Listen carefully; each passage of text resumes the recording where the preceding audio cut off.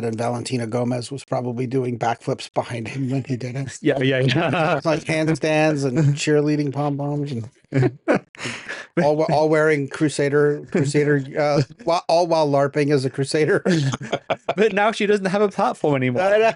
We have seen enough of atrocities on both sides, and it's time to give peace a chance. And I think Saudi Arabia is playing a big part in it, and we should, even from that part of the world, should encourage and stand by Saudi Arabia's initiative to. I don't think a Muslim from Egypt should face any more scrutiny than anyone else who's immigrating here. Sure. But if somebody writes on their application, or it's found out somehow that they were a member of the Muslim Brotherhood, I think that they should face extra scrutiny. That doesn't mean Islam will continue to be triumphant until there have been 12 Khulafa, all of them from Al-Quraysh. The God of heaven will set up a kingdom that shall never be destroyed. Nor shall the kingdom be left to another people. It shall break in pieces all these kingdoms and bring them to an end, and it shall stand forever. This is my brother, my executor, and my successor among you, so listen to him and obey. My kingdom is not of this world. If my kingdom were of this world, my servants would have been fighting. Whoso obeys me obeys God. Whoever disobeys me disobeys God. Whoever disobeys my commander disobeys me. The Lord said to me, You are my son. Today I have begotten you. Ask of me, and I will make the nations your heritage, and the ends of the earth your possession. Two systems of government, two visions for life on earth. Whichever is true changes everything. This is Christ and Khulafa. Hey everybody, thank you for waiting for us. We are back with another episode of Christ and Caliphate, and it couldn't come at a better time. Mohammed Bin Salman has just been welcomed by Donald Trump to Washington, D.C., and Saudi Arabia has been declared a strategic ally of the United States. And in the same week, Greg Abbott, the governor of Texas, has declared the Muslim Brotherhood and the Council of American Islamic Relations as terrorist organizations in the state of Texas. So first, we're going to hit the Saudi topic.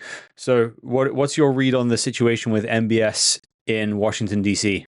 I don't know. I watched a little bit of the press conference, and honestly, I was a little embarrassed by our media for trying to hijack it, because it was like a big moment, you know? I think as far as American Middle Eastern relationships between Saudi Arabia and, countries that are in NATO, right? I think it's a big deal, but I think that the media was just trying to take it to well, what about the Epstein files? Trying to, weaken the moment, I think, for political reference. So obviously it's a huge moment strategically, I think. There's no doubt.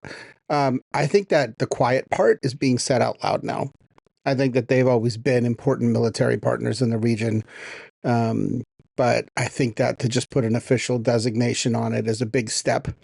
And I've also heard in the background that, the push by Trump has been to normalize relations with Saudi Arabia, and to get them to join the Abraham Accords. Well, that wasn't behind the scenes. That was talked about explicitly. Right. But I mean, it's maybe part of a greater strategy, right? Yeah. A bigger strategy is to bring the Saudis along as important strategic military partners and trade partners and everything else. And then to say, hey, let's push towards a future where the Abraham Accords are expanded. Yeah, for me, it's nothing new. I mean, Saudi and American relationship has been great for so long. I mean, of course, there came a time where it was down and then it was up again, but it kept going at a steady pace. So that's one thing. More of a thing that we need to keep an eye on is Saudi's take on Abrahamic Accord. I don't see in the press conference a Saudi openly declaring that they're gonna sign Abrahamic Accord or given any indication of such sort that they're gonna do it. But still, I think that is left to speculations or greater speculations that they are going to do it, and it's highly likely they're going to do it. But what are the variables, how we are looking into it? What are our assumptions about it? That what Saudi Arabia, whether Saudi Arabia is gonna do it, or if not, why not? So what he said about it explicitly was, we like the Abraham Accords, we want to be part of it, but we first need a clear pathway to a Palestinian state. Mm-hmm. And at the same time, the Trump-backed plan for the rebuilding of Gaza actually passed the UN as well. So, of course, there are still a lot of things that could go wrong, but it actually looks like there's a legitimate framework that could reasonably happen in. Yeah, that'll be great if that happens. You know, at the end of the day, we talked on this platform and wherever we were that we want peace and stability, and not just we. I think everybody who has the good conscience about things around the world want to see the peace. We have seen enough destruction. We have seen enough losses. We have seen enough of atrocities on both sides, and it's time to give peace a chance. And I think Saudi Arabia is playing a big part in it, and we should, even from that part of the world, should encourage and stand by Saudi Arabia's initiative because a lot of Muslim countries look at Saudi Arabia as their role model, or let's say Saudi Arabia has monopoly or influence. Mm-hmm. So if Saudi steps in a decision, then many of the countries follow in the footsteps of Saudi Arabia.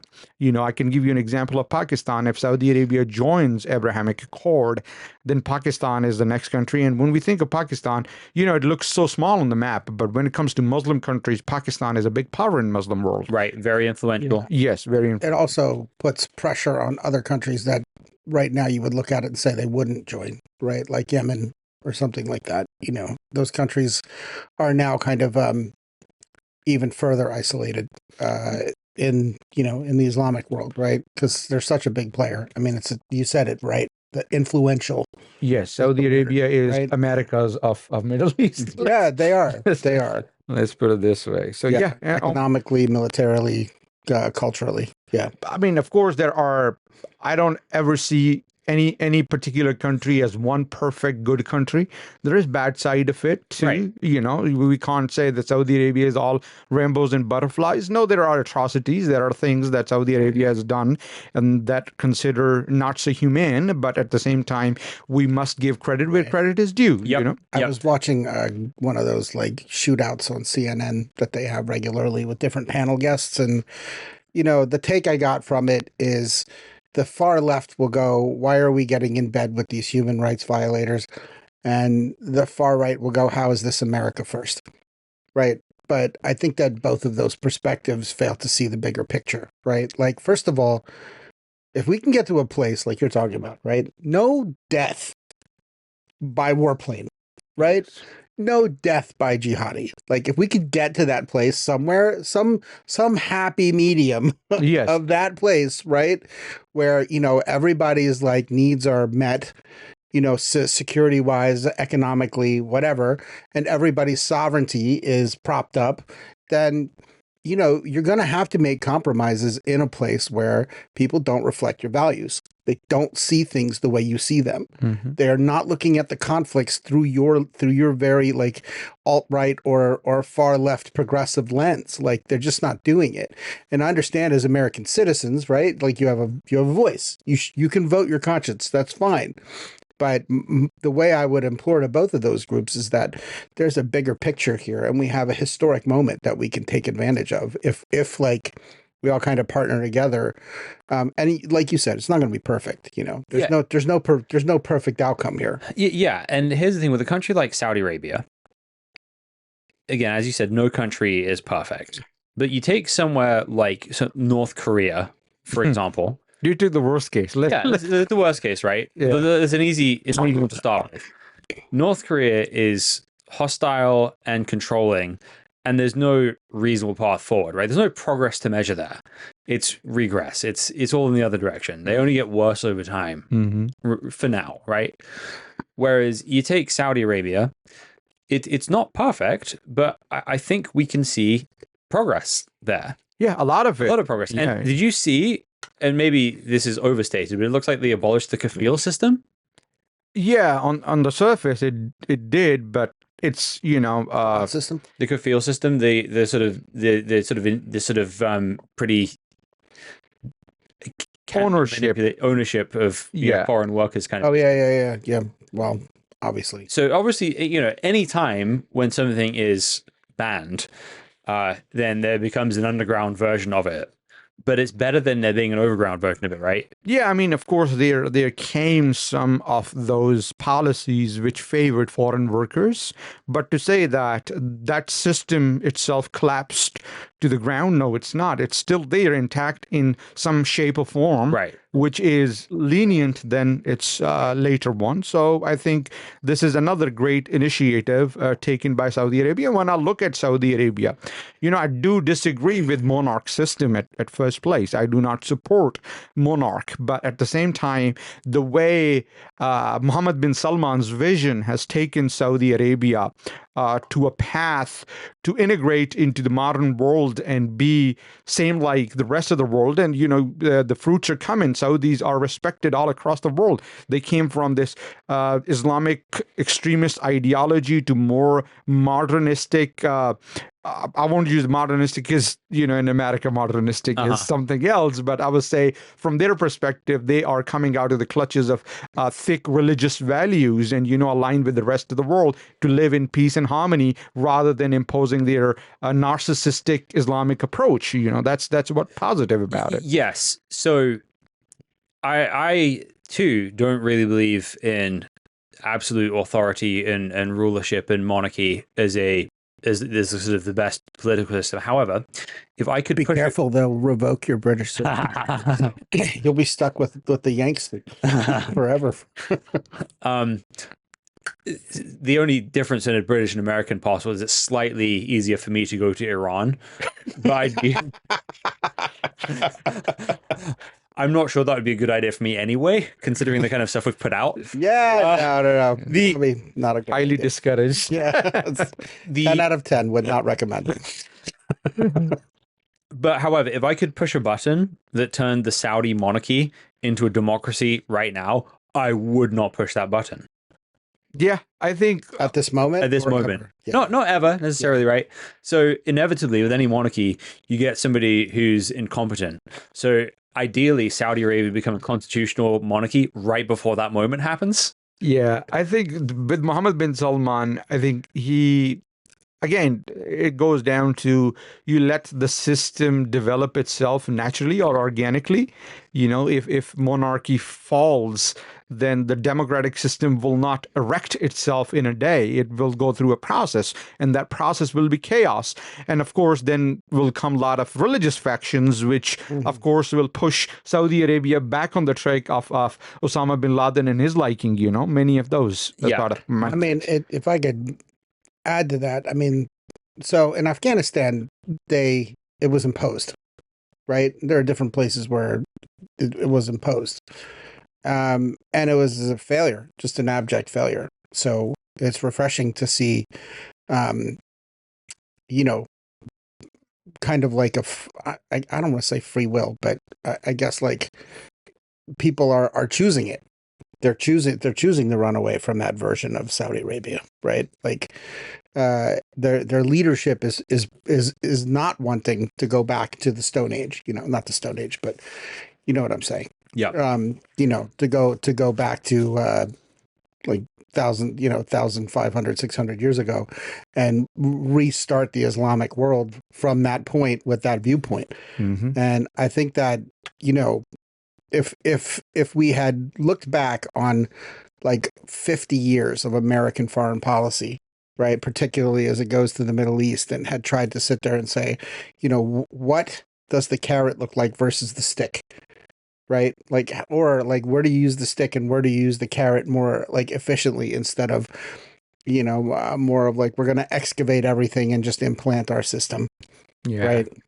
I think one aspect that we need to consider here from Islamic perspective is, if it was 1400 years ago, the system would be different. But if you try to import and impose a system that was perfect, even though it was not perfect, if you read history carefully, then you know that it was not perfect, but somehow it was orchestrated in the minds of common Muslims that it was so perfect system, and they tried to kind of regenerate that perfect system. But the dynamics in 1400 years have changed so much so that you cannot exactly replicate that particular system. And if you do so, then you push for a thing which is not acceptable for a common human being, let alone Islam, Christianity, Judaism, Hinduism. It's a common humanistic value. You cannot force your views on others. I cannot say, James,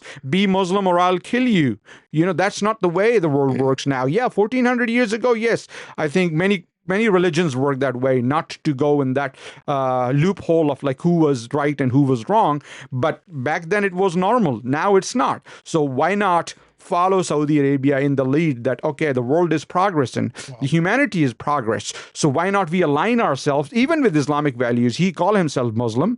And I think that version of Islam is pretty, aligned with modernistic values. Well, I mean, when you go to Medina, the Prophet's Mosque is a couple of maybe like 100, 200 yards away from a Chuck E. Cheese, and right across there, there is McDonald's, there is Dunkin' Donuts. There's like 3 Dunkin' Donuts. There's all kinds of modern things from the modern world, and I think that what they're trying to do then is to integrate that into their worldview, their Islamic worldview, and into their culture for the better. Right, for the betterment of their people, and I think it's working. I mean, it is a shock to see a giant mouse right near the Prophet's Mosque. Didn't put that on my bingo card when I went there, but it is what it is, and I think it's a sign of the times, and I don't think it's going anywhere. Yeah, and the other thing that people are talking about here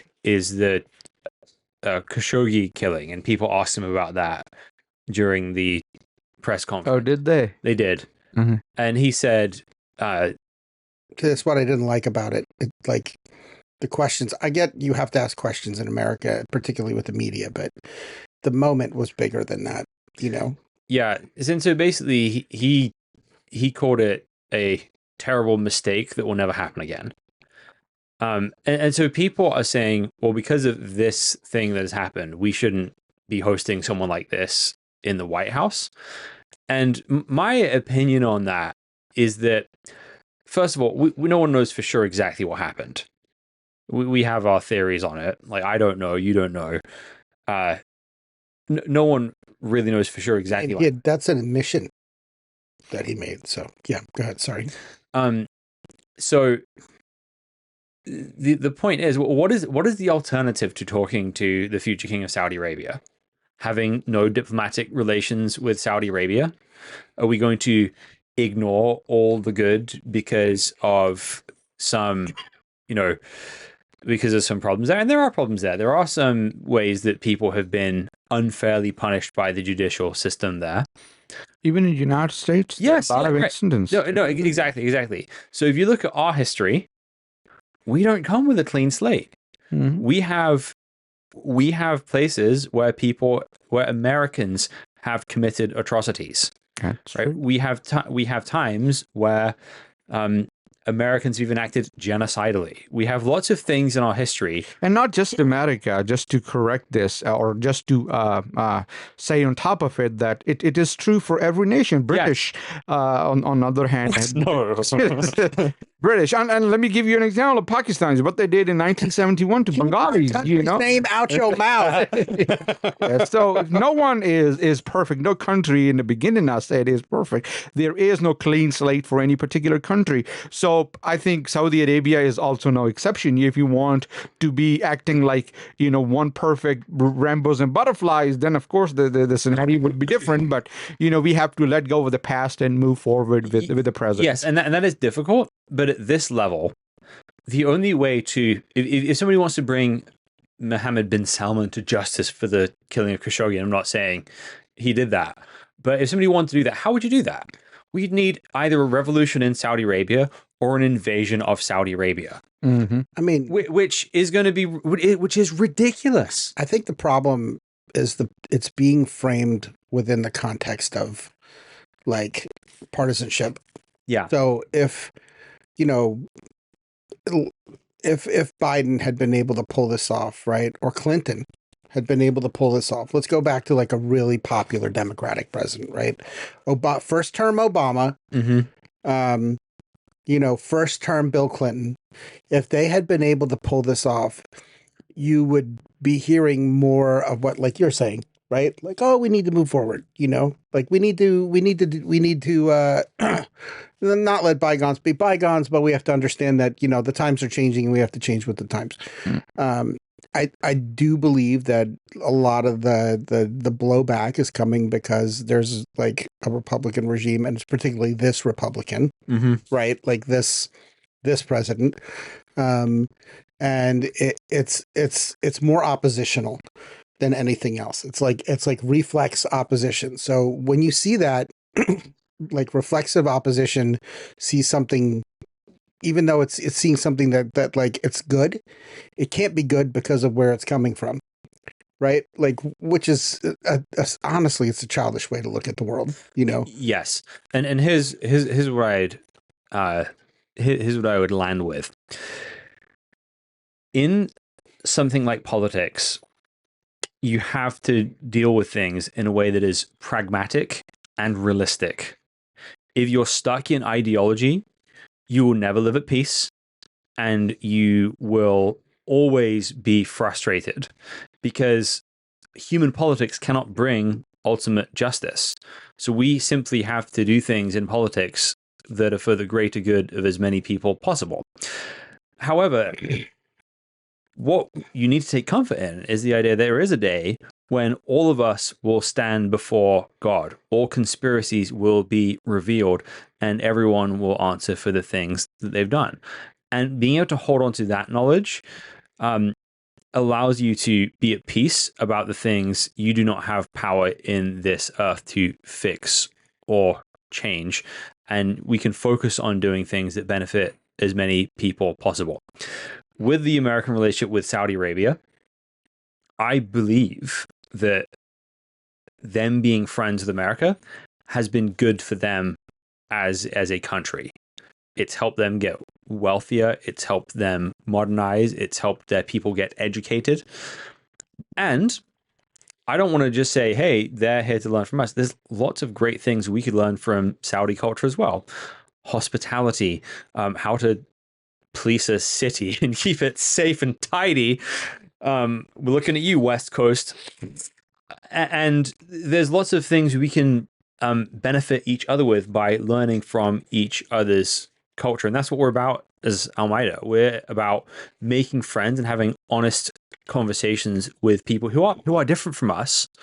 But that doesn't mean we have to be enemies. Saudi Arabia is often called the Texas of the Middle East.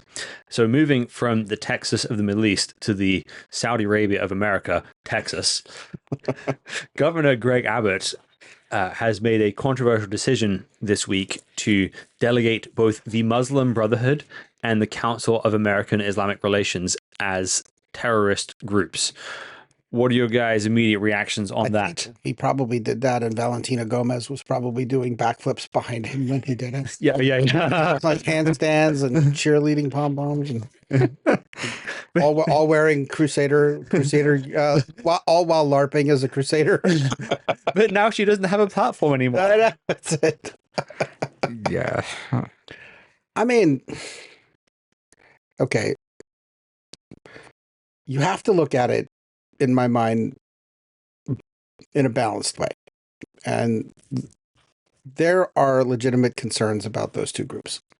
Those two groups, as many people point at, like, the Mossad or AIPAC or something like that, like trying to subvert American democracy or get their way or get their hands in as a lobbying group or something like that. Those two groups, those care and the Muslim Brotherhood have operated in those ways, and that is well documented fact, right? Like they have tried to go into places and shift the political nature of what's going on to favor their interests.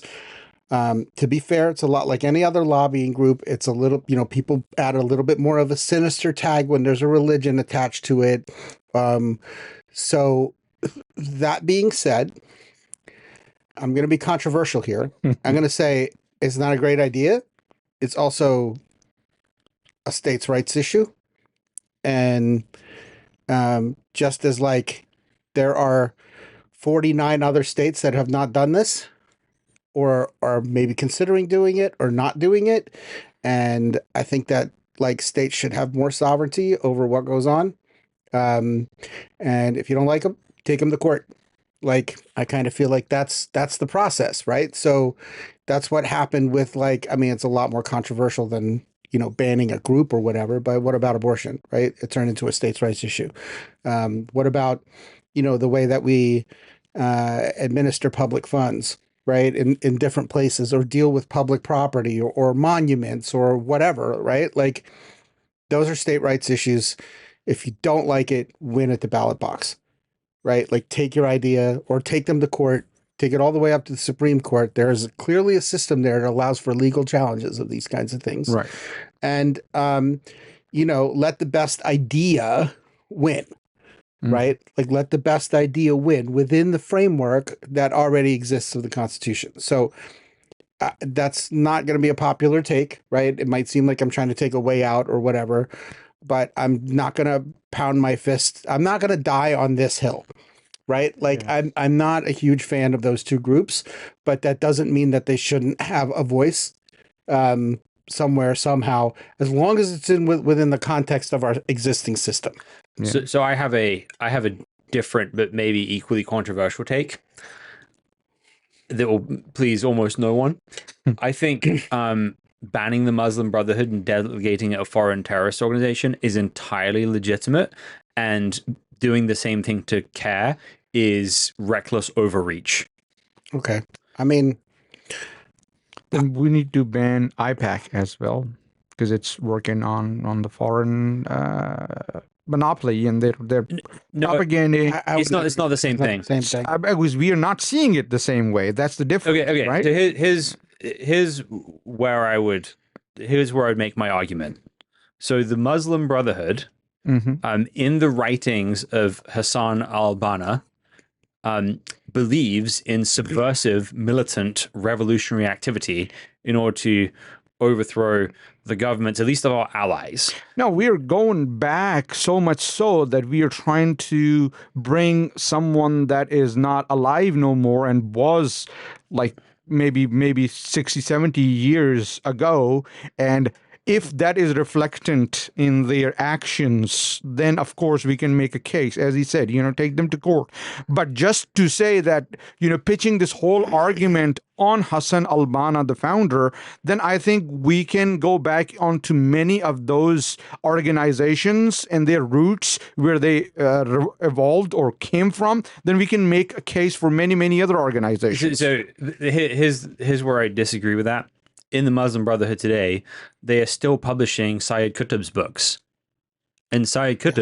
they're still espousing. So, and it's not just in this country, it's in other countries. Yes. So with the Muslim Brotherhood, they are still publishing things which literally promote terrorism. Now... Example? So again, Sayyid Qutb would be one of those. No, I mean, like Sayyid Qutb is a personality, yeah, and of course there are tendencies of him. Yes, but he's actively advocating for militaristic actions to be taken in non-Muslim countries, and again, he's still published. Now, again, I know there are voices in the Muslim Brotherhood who are not like that, right? I know not every single member of the Brotherhood is that way, but the organization still hasn't disassociated itself from Sayyid Qutb, who's still a treasured figure in that. Now, this is why I would see CARE as different. CARE did start by Muslim Brotherhood people. It is in their lineage, but they are not actively promoting this kind of ideology. So the case you have to make with CARE is again, let me just differentiate my position here, right? So let's say we do a thorough review of everything the Muslim Brotherhood publishes, and there's nothing wrong in it. I'm happy to be wrong. I'm actually, and I'm happy to change my mind on that. That's right? exactly. I was letting you finish, and then I'll. So I'm happy to change my mind on that, but I don't think that's the case. It's been a vacation between now and when I can read up on it. But if let's make the argument, if they can demonstrate that the Muslim Brotherhood is still publishing terrorist material, delegating the organization as a foreign terrorist organization is fine. Yes. CARE is not doing that, but has roots in the Muslim Brotherhood. Therefore, the way to deal with something like CARE is, again, you can ban the Brotherhood. CARE claims to be, and is to a certain extent, a civil rights organization advocating on behalf of Muslims, sometimes in ways that I think are legitimate. So if you attack something like CARE, it feels like it's an attack on regular Muslims who aren't doing anything wrong. So what you need to do, if you suspect CARE has shady ties, ban the Brotherhood and use that legal framework to investigate it, to check those ties, and to either force it away from those ties, or exonerate it, or if it turns out these ties. I mean, with the Muslim Brotherhood, the milk is already spilled. The United States government has already designated them, a terrorist organization, and that's not something you can just walk back, right? That's done. And I really do expect probably red states to follow suit, as needed, right? And I expect blue states to not. So I think that but I think that as far as the Muslim Brotherhood is concerned, the milk has been spilled. As far as AIPAC is concerned, I think that one thing I would really like to see as a bigger solution is to just lobbying is ridiculous. Lobby groups as a whole are ridiculous. They're not a healthy part of our our constitutional republic. They're not a healthy part of our democratic process. It's an easy way to, at the very least, leverage an elected official, and at the very worst way to keep them in your back pocket. Right. And I think that, the problem with all right, let's selectively start banning, CARE, right? For instance, and I don't like CARE. I've been on the show and I've said I don't love the direction they push things in. But are we going to start banning the NAACP? Are we going to start banning, other lobby groups that lobby on behalf of ethnic minorities or majorities in this country? And I think that the problem is, again, we're back to lobbying, right? I think lobbying is there's no need for you as a member. I'm a conservative, but there's no need for you as a member of the Supreme Court to be taking steak dinners from somebody. You know what I mean? There's no need for you as a House minority or majority leader to be taking plane trips. This is what we're talking about. I'm about to be Charlie Day with the yarn and everything with the board behind me. But once we start talking about there's no need for you to be on Epstein's jet, right? There's no need for you to be on, getting text messages in the middle of a congressional hearing from a constituent who is effectively acting as a lobbyist. So I think, it's the money. Yeah. So in England, they actually have limits on how much people are allowed to raise for their political campaigns. So if you want to be prime minister, I think the limit's about 100. I actually really like that. It's about £100,000. Yeah, it's not a lot. I mean, the problem is England is the size it is. So yeah, for sure. But we have all the same problems we have here, right? So it's not like taking the money out gets rid of the argument. I mean, it'd just be less expensive. There's no doubt that we need a lot of we need election reform in the United States, right? We need lobby reform in the United States, the ability for foreign groups, domestic groups, billionaires, I would even say like PACs that say that they're operating on behalf of like the common person. My wife was in the homeless industry. It was worked in the homeless industrial complex for a very long time, and there's a ton of money floating around in that too. So we're a bureaucratic state, and our legislative state is being affected by all of that. And then on top of that, like it just points to like the unhealth of in the American system. So, you might want to ban APAC, right? But then what about the next guy that wants to ban Exactly. but wants to ban the NAACP or wants to, what if Nick Fuentes gets elected and then decides he wants to ban the NAACP, right? Like, Yeah. where are we at with that? So the solution is to take all the money out of lobbying groups at the same time and invest that money in making better TV shows. I mean, let's let me bring give 24 my point of view when you were talking going back to Muslim Brotherhood. I'm against banning of Muslim Brotherhood right away, and whether somebody likes it or not. Why I'm against it is, of course, if you have concrete evidence showing that they in America, Muslim Brotherhood in America, is involved in terrorist support, terrorist promotion from their platforms, then of course they should be banned, thrown out, put in jail right away. But just to make the case based on Hassan al-Banna, Sayyid Qutb, or any of their affiliates outside the United States, I think that's not fair, because if we are using that standard, my take always is that if you use one standard for one particular group, you have to use that same bracket for others too. If you're saying because outside the United States, they're doing X, Y, and Z that can affect United States, then in that same lot or in that same list comes many other organizations, right? So that's my objection. I am not supporter of Sayyid Qutb, neither his ideology. I'm not supporter of any of those ideologies that they push, but I am against this particular thing where you use one particular standard against one particular group and do not apply the same to others. Yeah, so I think there is a way that we'd be able to ban the Muslim Brotherhood while, consistently maintaining standards, we have. But I mean, are we not doing that? So are there instances of like other lobby groups that are espousing the same things that he's espousing?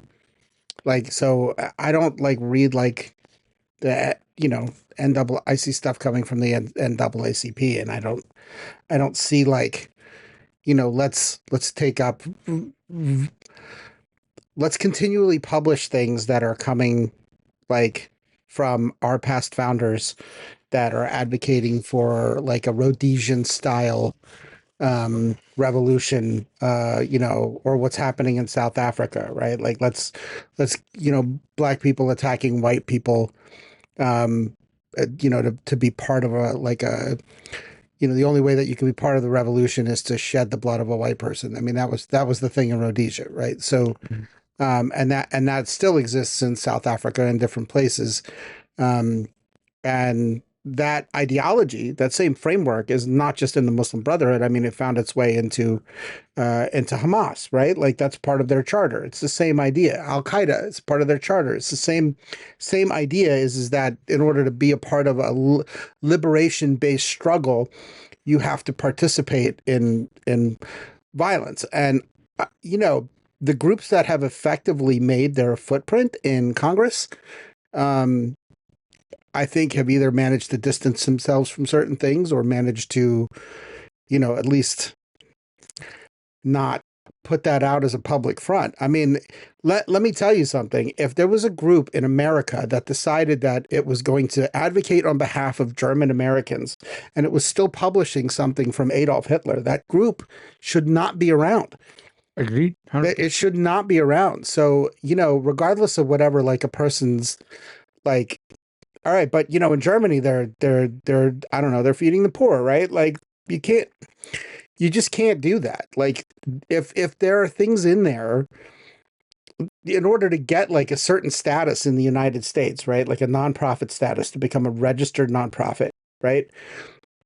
You have to conform to the standards of that country that are doing those things. So if the Muslim Brotherhood wants to operate as a nonprofit here in the United States, there are things that they like should be scrutinized for. And if they don't turn away from those things, and likewise, but I'm saying that I feel like the standard is still the same, right? Like, no, the question here is more like, let me reframe my question and say this.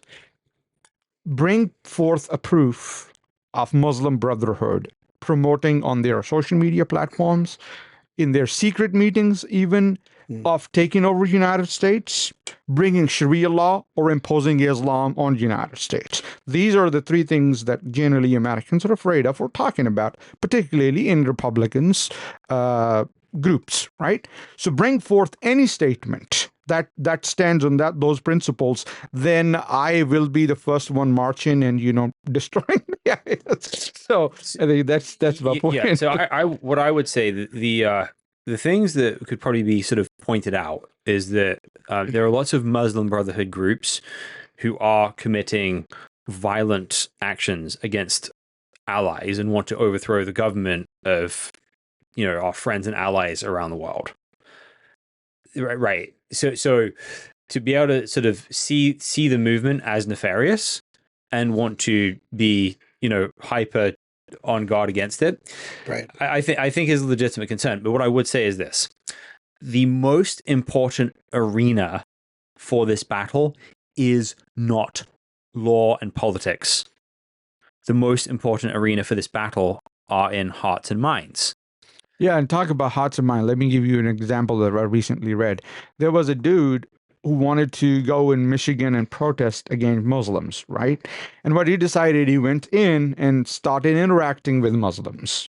And what he came off with was like a completely different picture than what he read through his friends group or the media that he used to watch, right? So that's what I always try to, or we as collectively try to convey from this platform, that no people on their levels or on their basic levels as humans that you will understand. Otherwise, you will be shocked and you will you felt betrayed by your own group of not telling you the truth about those people. Because reality is not what media shows us most of the time, because media these days is so much polarized and so much, content based on their own political views that they kind of like corner you in a place and you cannot see the whole reality. And when you're exposed to that reality, you feel betrayed. You feel betrayed by your own people. So the message from this platform is always is that do not just take assumptions, but rather make a connection with people. And once you do so, then you will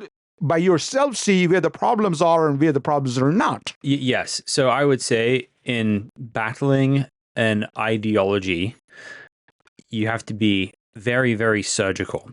So again, this is my problem with, again, I know we disagree on exactly what the problems with the Muslim Brotherhood are right this very moment in town, but just for the sake of argument, right, this is why I object to the banning of CARE and designating them a terrorist organization, but not the Muslim Brotherhood, because you've got to be able to say, hey, this person over here is a problem. I know you're cool though.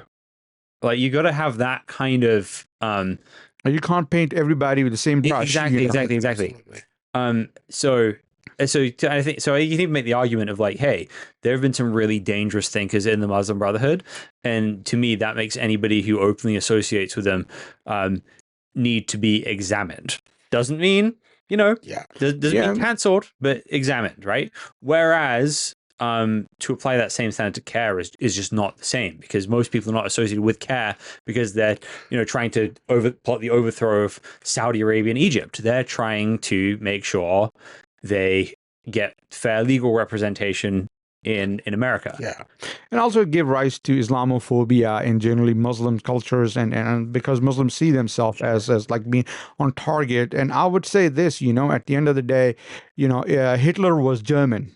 Right. And if say, because of the Hitler was German, every German should be scrutinized or should be seen with a skeptical lens. That's not fair, because every German is not Hitler. Right. So it's the same thing with Muslims. So let's look at the times, though. Right. Like, if you were a German or a Japanese American, like you had been living there, but you were an immigrant in World War II, you were subject to that scrutiny. There's just like, I mean, you know, FDR, I can't remember which one. They had the Japanese internment camps, like, you know, people during the Red Scare, right? Like, were like looking at Russian neighbors and saying, you know, are you a communist? Or are you trying to subvert the government? Yeah, if you see tendencies, then for sure. But Yeah. just to think that they are because of their identity. Oh no, So- I mean, so we've grown from that moment, obviously, as a country. I just think like if you were looking at, you know, what's happened in America since 9/11 and how Islamic, you know, Christian, Judeo relationships have evolved. And then let's add in like nation states, right? Like America and some of these other things. You know, listen, we're not at a place of like, you know,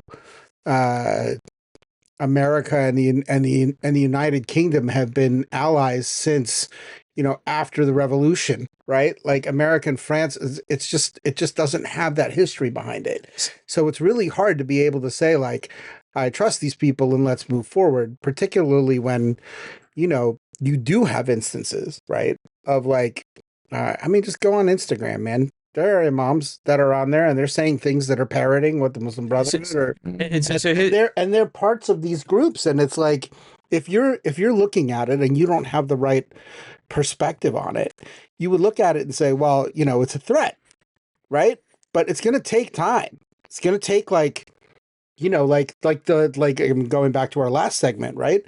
It's going to take like a strategic alliance with Saudi Arabia and the United States, right? Like bringing people together as allies and start saying like, you know, we have more in common than we have, you know, part. difference. Yeah. So yeah, So here's how I would sort of see this practically. So if you have somebody immigrating from let's say you have somebody immigrating from Egypt, the easiest example to use. I don't think a Muslim from Egypt should face any more scrutiny than anyone else who's immigrating here. sure. But if somebody writes on their application, or it's found out somehow that they were a member of the Muslim Brotherhood, I think that they should face extra scrutiny. That doesn't mean kicked out. That doesn't mean not let in. So I have a friend, for example, from Yemen, who used to be part of the Muslim Brotherhood in Yemen, and now actively disavows them and doesn't think that way anymore, right? He should be able to come in. That's fine. Like people change, people move past this. And in fact, sometimes people who have changed and moved on from those things are the best possible allies Absolutely. and contributors to society, right? Agreed. So it's like, it's the kind of thing where the scrutiny is fine in a certain lens, but you can't, you know, too broadly apply it to everybody. Yes, and that's what it is. At the end of the day, you know, we want to see everybody treated humanly and nicely, and you know, being, because the United States is a country with a different dynamics than the rest of the world, how it's been established and how the policies were put forward and how the laws were set forth and so on and so forth. So it is a place for everybody. I don't think there is a specific notion that this country is only for Christians and Muslims are not allowed to come here. You know, as long as they abide to the law or the law of the land, then they are welcome. And of course, if they have their evil tendencies, they should be thrown out. Or if there is some little tendencies that they will in future do so, scrutinize them and keep an eye on them. It's very simple. Yeah, I mean, you know, if you think about what happened before 9/11, like we had an open relationship with the Saudis, and 12 Saudis came here, and they were not. They took over the planes, you know, and a lot of things changed after that, you know, and now we've been dealing with the aftermath of that. And I think what's happening is you're trying to get back to normal footing, you know, like, all right, like if you had sprung this kind of argument in 2003 in America, right? Political heads would have rolled. There's just no way it would have happened, right? So, you know, trying to move back to a point of what you're saying, right? Like, let's get listen, I was here the whole time, right? I was here the whole time. I was here before 9/11. I was here after it. I was here before you guys like came to the country. And I'm not like putting my, you know, I'll just know more. I'm just saying, just as complicated as it is, right? It's still there. Like, we were just in New York City. Those memorials are still there. Like, it's still tremendously different from when I was growing up. That physical location and those things that happened and everything that's happened since those moments. And they have put a strain on not just like our relationship with other countries, but on our own government, like on our own country, right? Like we sent people to war in many different places, right? In an aftermath of that, and whether Overreactions to some of well, that. whatever, right? Good or bad, who cares? The problem is it happened, and the thing is well, I mean, I don't want to say who cares.